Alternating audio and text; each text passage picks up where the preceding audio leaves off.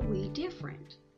Could it be that our faculty of imagining the future, hoping for life beyond our temporal hour, was thoughtfully placed within us by a creator who himself has assigned an eternal purpose actually for human beings? Now, some 3,000 years ago, Israel's wise King Solomon wrote that God has put eternity in men's hearts. And this reference is found in Ecclesiastes 3:11.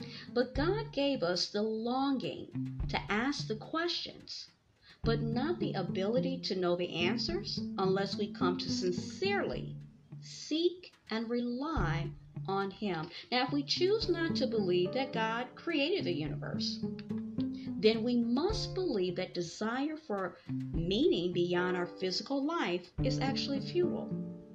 Ironically, if the principles by which evolution is assumed to operate were true, man would need to develop this aspect of his intellect, right? But the fact is that we do think about it. Human beings are God's creation. He and His reasons for putting us here.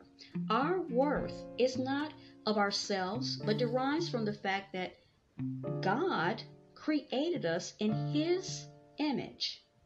It is God who gives value to human life. And the problem is that since we have removed God from consideration, if you will, we have been desperately searching everywhere elsewhere to try to find what is called self-worth. We have developed psychologies that emphasize our self-importance, a virtual priesthood of psychologists who tells us that we can rise above the problems we have created actually for ourselves by pulling ourselves up by our own proverbial bootstraps. And basically, most of our system of psychology was designed to accommodate an actual godless view of existence. It rejects the concept that our worth comes from a creator who assigned a purpose to man before he created any of us. The moral principles of God are embodied in the laws He actually gave man. Now, contrary to the predominantly secular views of psychology, how we should live should not be determined by how our actions actually make us feel. Now, God's laws were meant to work for man's, humankind, His own good. When we follow them, they lead not only to happiness and fulfillment in this life, but they give us a picture of what God Himself is actually all about. God's law is, in a sense, what He is. His laws reflect His character and His nature. And we've actually touched on this several times in this particular podcast, in various episodes. Who is God? What is His attributes? What is His character? What does He want for us?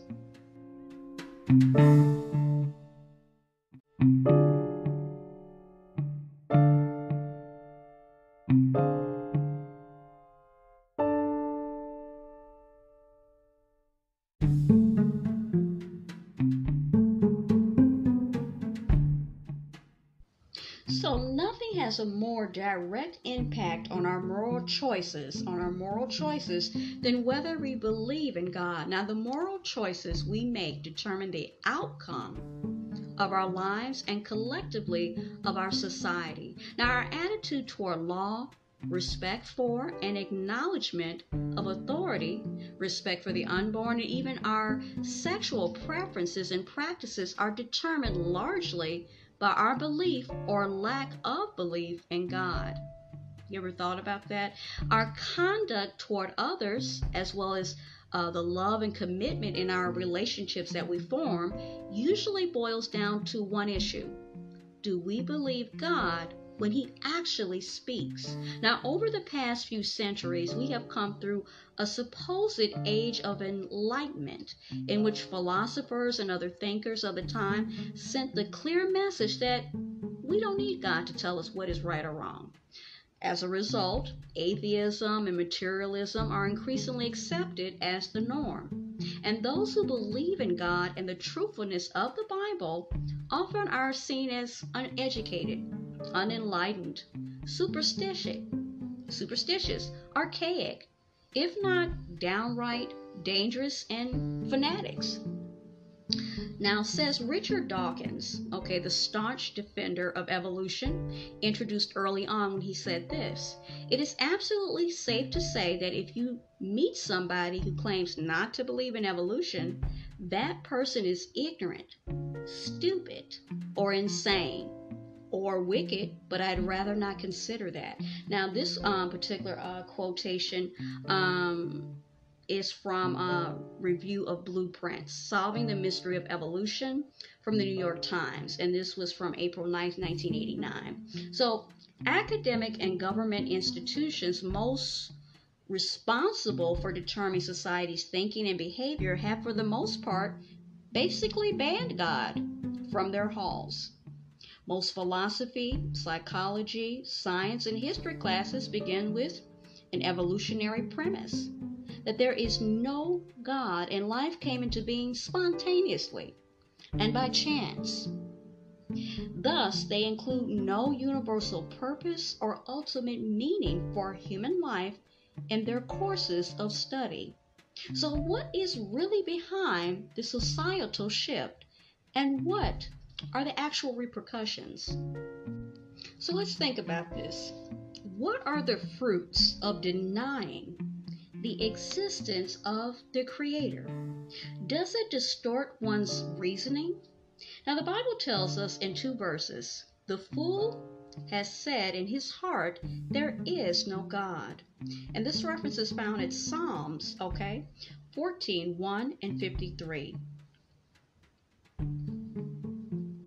I'm sorry, there's Psalms 14, 1 and Psalms 53, 1. Sorry about that. So the same verses describe the consequences of people thinking this way.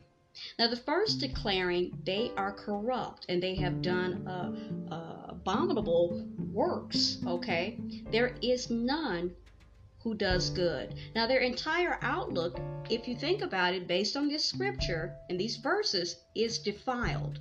Their outlook is corrupted.